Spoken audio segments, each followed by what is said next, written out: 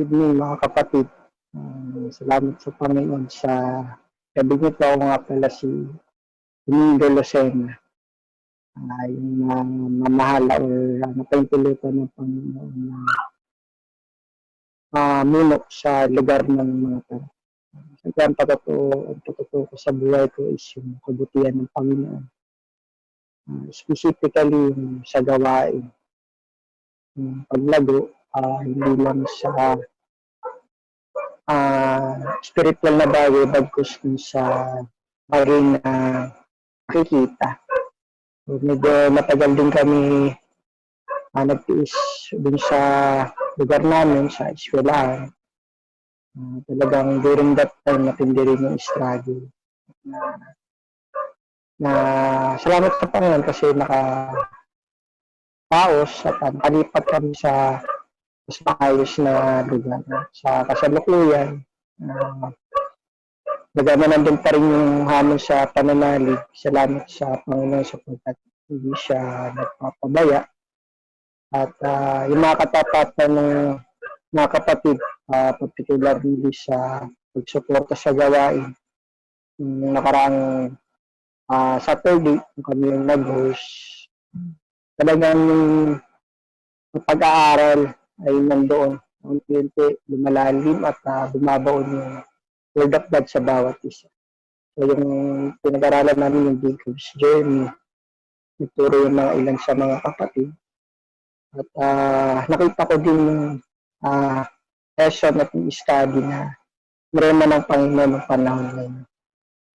At yung mga taga-tugtog, taga-music, katulunan sa personal kong panalangin, gamanan talagang hirap din kami sa mga ganun nagbigay ang Panginoon ng mga kasama namin doon sa lugar na yun sa pagtugtog at pag-awit. Yan din ng mga ibang mga ngaral din. Salamat kay Lord kasi bagaman ako bilang mga ngaral, alam ko din na may mga loss din ako pero pinag-iigi ko rin yung ministry ko. So, prayer, meditation, journalizing everything. Yun pa lang yung buhay yung kalakasan, pagpapala na. Kaya nga sabi dun sa mga paborito kong verse, matatagpuan sa Philippians chapter 2, verse 11 to 14. Na magsimikap sapagkat ang Panginoon ang kikilos para gawin yung kanyang kalooban. Basta bilang mananampalataya, maganda na piliin natin saan sa Panginoon na bagaman makitid sa Mateo 7:14, alam natin sa dulo merong buhay na kapalit. Sapagkat at the end of the day, lahat ng mga bagay dito sa mundo na meron tayo, kaya yung patutuko, yung sa ministry, yung sa pamilya, yung healthy ng mga loved ones ko, yung patuloy na katuyunan sa panalangin, provision at lang na Panginoon pinagkatiwala. Kaya maraming salamat kay Lord at sa kanyang papuri at pasasalamat. Naway panalangin ko na lalo pa magpatuloy yung paglago ng gawain na yung Acts 2:38 saka yung talagang pananampalataya sa puso't isip na hindi lang sa salita, hindi na ipamuhay sa buhay ng bawat mananampalataya. So, yun po yung patutuo ko at maraming salamat sa Panginoon. Glory to God. Isang magandang hapon po muli at tayo po muli ay may tatalakayin sa hapong ito sa online General Bible Study po. At tatalakayin po natin ang mga iba't ibang kaloob sa tanggapan ng paglilingkod. At tayo po ay manalangin. Yuko po natin ang ating mga ulo. Pagpalang Ama, marami pong salamat. Muli, gabayan mo po ang iyong lingkod, patabayan niyo po ako. At ganoon din po, samahan niyo ako na may deliver ng maayos po ang inyong masalita sa mga mananampalataya, sa mga naniniwala sa iyong masalita.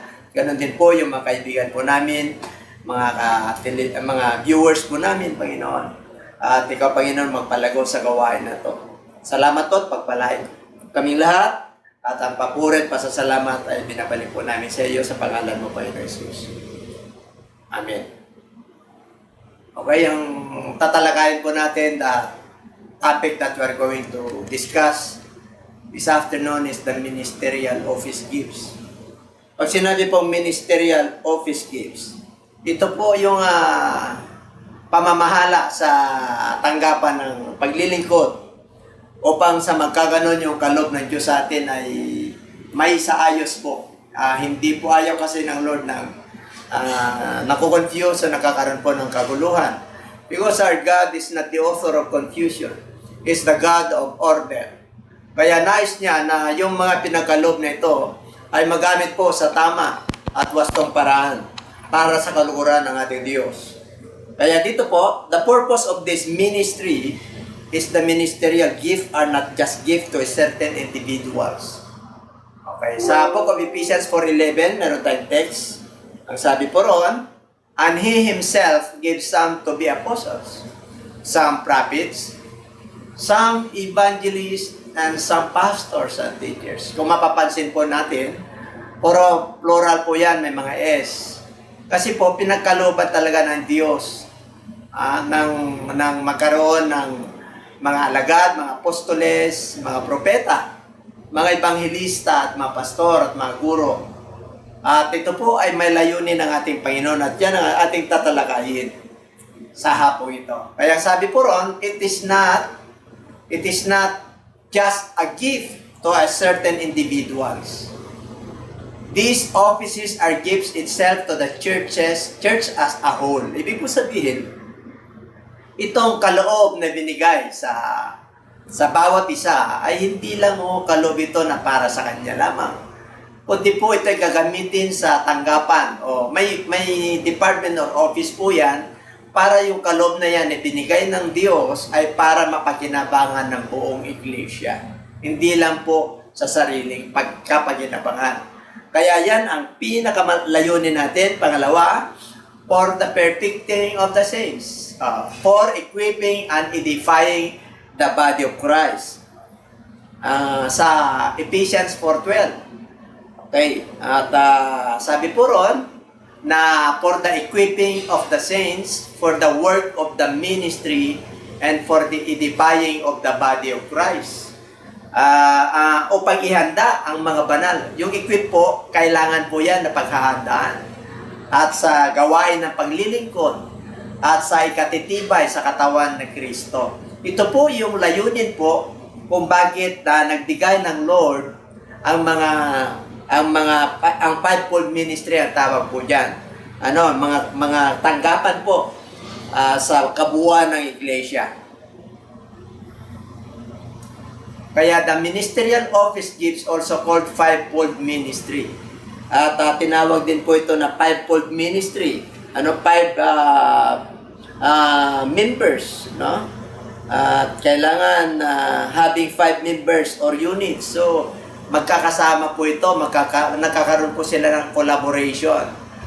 Hindi po pwedeng mag-function po ng isa o dalawa. Kailangan kompleto po yan upang sa magkaganon, fully equipped, yung pangailangan po ng mga mananampalataya ay maibigay, may pagkaloob, upang lalo pa silang lalago at magamit ng Diyos, upang sila po ay magiging matibay ng mananampalataya at man of God at manggagawa ng Diyos. Kaya dito po, ang una pong pinagkaloob ng Diyos ay ang apostoles. Someone sent with a commission. Ito po ay inatasan, messenger or ambassador or commissioner, someone who is a pioneer or leaders of the other ministers. So, pag sinabing apostle sa panahon po natin ngayon, noong panahon po ni Kristo, ng ating Panginoong Hesus, ay tinawag niya yung mga apostoles, yung 12 alagad. Sila po ay tinuruan niya at ikinumisyon niya o inatasan niya na maging mensahero. Sabi niya, magpalayas ka ng demonyo, magpagaling kayo ng may karamdaman. Tinuruan po sila ng 3 years, more than 3 years, para makapag-ministry po sila ng maayos. Ito po sa panahon po natin ngayon, ang mga apostoles ngayon ay nasa office na po. The office of dito po yung mga ministerial office gifts. Bagamat wala pong apostoles sa atin sa panahon ngayon, ang nakatala dyan, mga mga bishop, yung mga overseer na po, yung mga may mga katungkulan na po. Kasi napapamahalaan na po, may pinagkatiwalaan na sa kanya na sinasakupan, yung mga pastors, yung mga teachers, yung mga elders. Kaya office na po ang naiwan sa atin ngayon, sa panahon natin ngayon.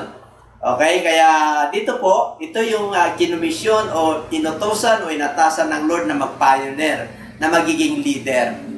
Okay po. At yan ang mga alagad or apostoles.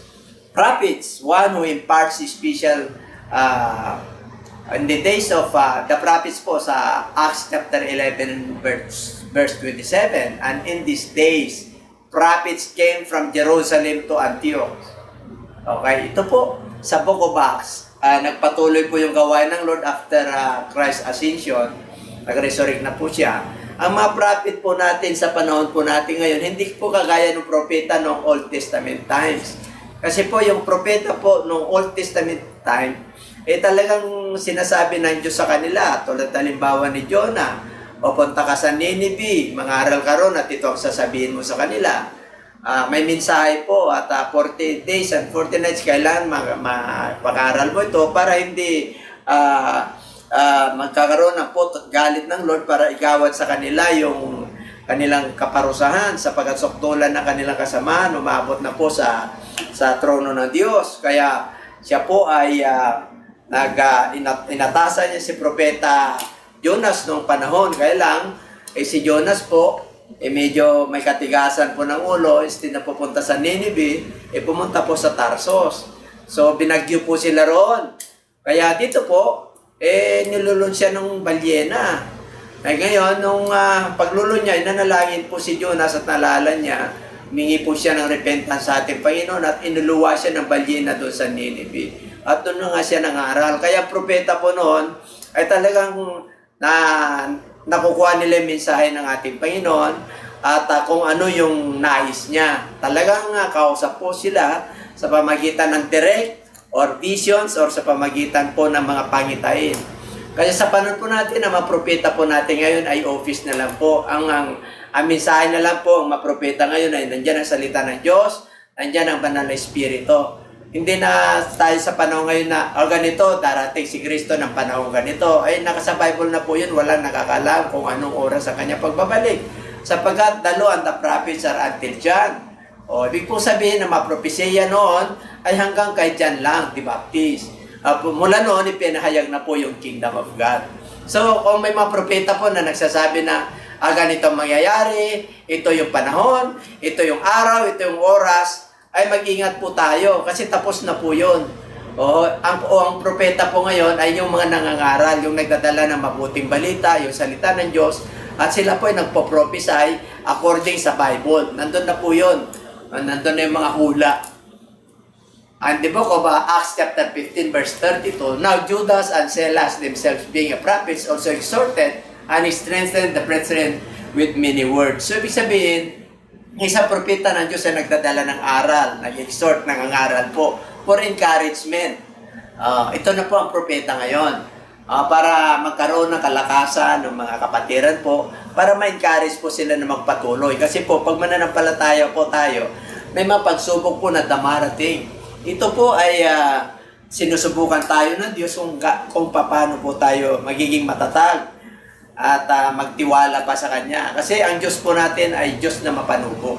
Kaya dito po, sinusubukan po talaga tayo kung gaano po tayo katapat na sumunod sa Kanya. Evangelist. What is an evangelist? Someone who proclaims the good news for the benefit of the unbelievers. Ito po yung mga pag sinabing evangelist po,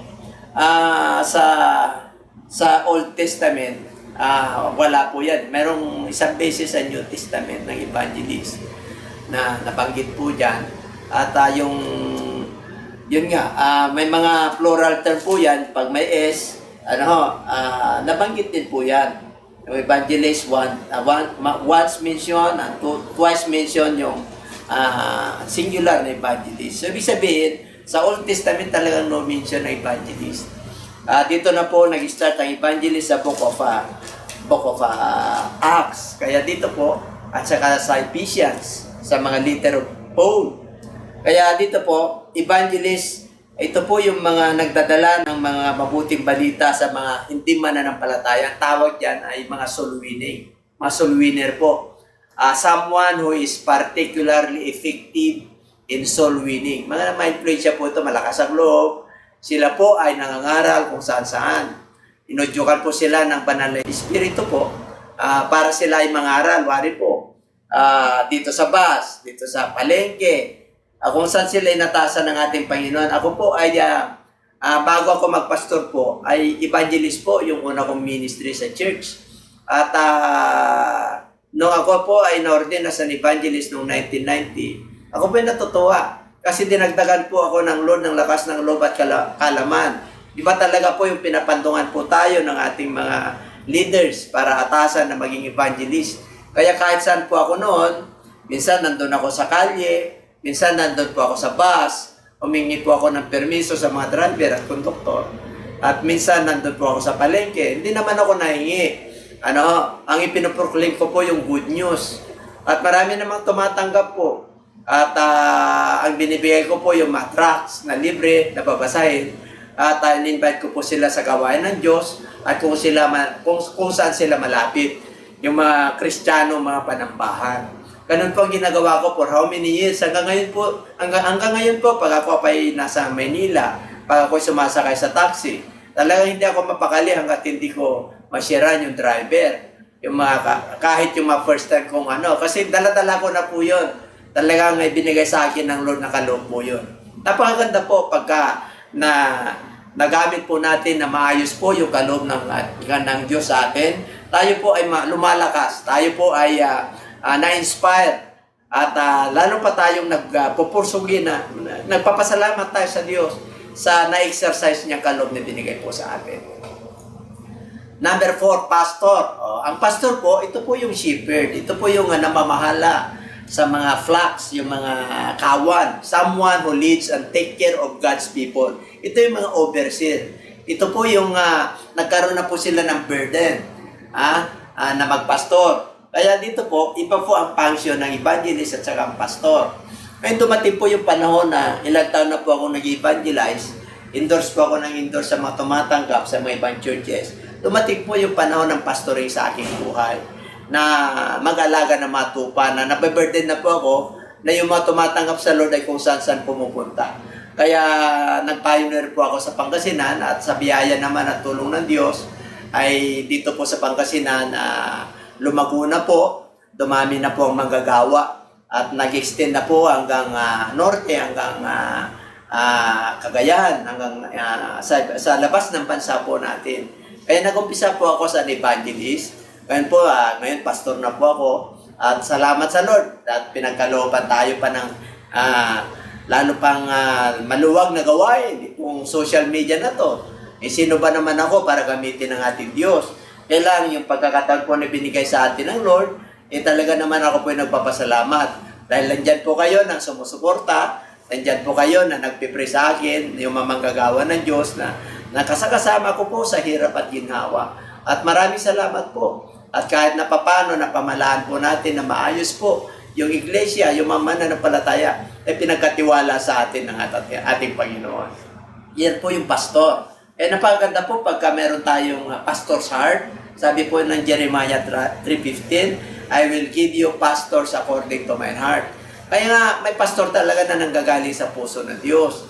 Kasi ayaw ng Lord yung pastor na hindi tunay. Ayaw ng Lord na hireling pastor po tayo. Ayaw ng Lord na pastor-pastoral lang po tayo.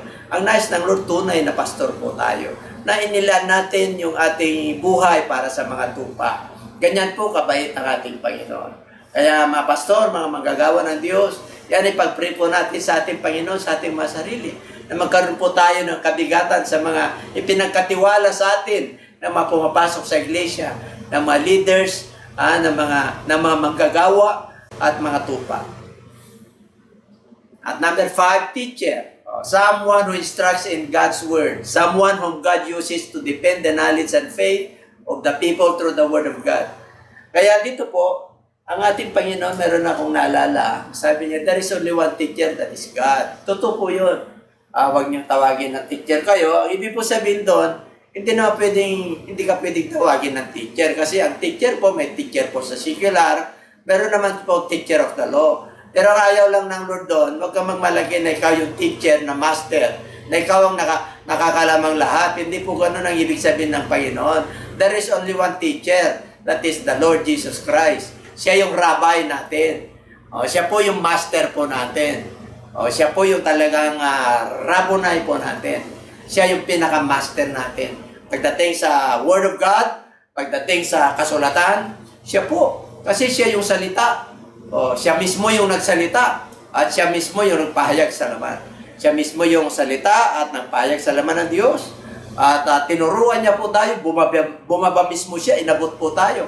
Upang sa magkaganon, magiging bihasa po tayo na magtuturo. Kaya ang sabi ng Book of James, huwag niyong hangarin na magiging guro. Kasi napakahirap po ang guro na pagdating sa salita ng Diyos. Kasi po, pag nagkamali po tayo po yung ipagsusulit po natin sa ating Diyos yan. Pag tayo po ay nagkamali. Kaya ang talagang naglilingkod sa ating Panginoon na talagang lingkod niya, mararamdaman niya na kung talagang siya po ay karapat-dapat na magturo. Kasi may burden po yan. At yung tinuturuan niya, natututo po. Natututo saan? Hindi lang sa knowledge, sa wisdom, sa maturity, pati pagbabago ang ugali, pati pagbabago ng buhay, pati yung behavior, pati yung character po. Kasi yan ang pinaka-bottom line po kung bakit tayo nagtuturo, yung Christ-likeness attitude. Kahit na marami tayong alam ng salita ng Diyos, kung yung attitude naman po natin na hindi maganda, ay hindi po nalulugod ang ating Panginoon. Kasi yun ang pinaka-bottom line po, yung attitude, yung character ng tao. Diyan mo makikita yung tunay na bunga, tunay na guro, tunay na pastor, tunay na evangelist, tunay na propeta ng Diyos, at tunay na apostol ng ating Panginoon. Makikita yan sa bunga. Kaya sabi ng Lord, let your light so shine to all men.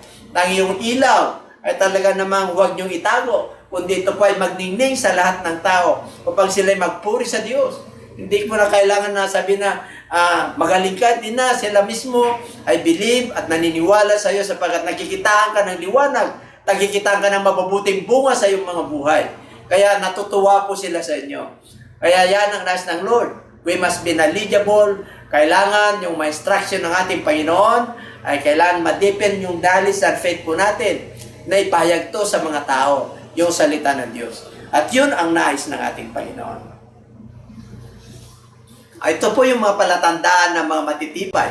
In the book of Ephesians, chapter 4, verse 14 to 16, that we should no longer be children, tossed to and fro and carried about with every wind of doctrine by the trickery of men in the cunning craftiness of deceitful plotting. 15. But is speaking the truth in love. Ito po, pagka medyo yung ating relationship sa Lord ay medyo malalim na po at nakakasunod po tayo. Marami na pong nabibless. But is speaking the truth in love. Mararamdaman po nila yung pag nagsasabi ka po ng katotohanan yung pag-ibig, may grow up in all things into Him who is the head, Christ. So magmamature po ang matinuturuan po natin. Yung iglesia po na pinagkatiwala sa atin ay magmamature sa verse 16. Nais ng Lord from whom the whole body joined and knit together by what every joint supplies. So ito po ay may kabahagi, may pahabahagi. There are collaborations. Kaya hindi pwedeng magkakabanggaan, nag-overlapping. Ito mas magaling ako, mas magaling siya. Nakikita niyo yung sarili niya sa iba na mas magaling. Hindi po ganon. Ang sabi po rin sa verse 16, from whom the whole body joined and knit together by what every joint supplies, according to the effective working by which every part does its share, causes growth of the body for the edifying of itself in love. So, ginagawa po natin dito para sa ikatitibay sa mga tinuturuan po natin at sarili po natin sa pamagitan po ng pag-ibig. Kaya ang pinaka-purpose po talaga ng ministry ay for equipping sa 11. Sa 12 upang ihanda ang mga banal sa gawain ng paglilingkod. Yun ang to be perfect, for the perfecting of the saints, for the equipping of the saints, and for the edifying of the body of Christ. Kaya yun po kung bakit pinagkalooban po tayo ng mga ibang-ibang offices. sa church as a whole. Kaya binigay ng Lord ng mga apostol. Kaya tignan mga apostoles, mga pastor, mga evangelist. May islat po yan, mga teachers, mga guro. Basta mga, sa English po niyan, and God gave some apostles, some prophets, some evangelists, some pastors, and some teachers. So, ibig po sabihin, hindi pwede na ang isang iglesia ay sabi niya, ako na yung inatasan ng Lord na ako lang yung apostol sa panahon ngayon. Hindi po. Marami po nagagamitin ng ating Diyos na kanya-kanyang iglesia po. Meron po mga apostolis na talaga po dyan. Hindi po natin pwedeng, liban na lang po kung talagang may iglesia na pinagalob sa iyo, yun, ikaw po yung pinaka-leader po ron, ikaw yung pinaka-obispo po ron, yun, may mga subordinate po tayo. Okay lang po yun. Pero yung angkinin po natin na pag malaki na tayo, magunang ang pagpapala ng Diyos sa iglesia, ay ikaw na yung namamala sa buong iglesia ng iba't ibang mga churches. Hindi po ganun yun. Nais ng Lord na sa church as a whole, nagkakaroon po tayo ng collaboration sa loob ng iglesia. Hindi po tayo nag-overlapping, hindi po tayo nagpapagalingan. Ang nais ng Lord ay knit together. Ang sabi po ron sa pinakasama po natin, established in the faith, not swayed by false teachings.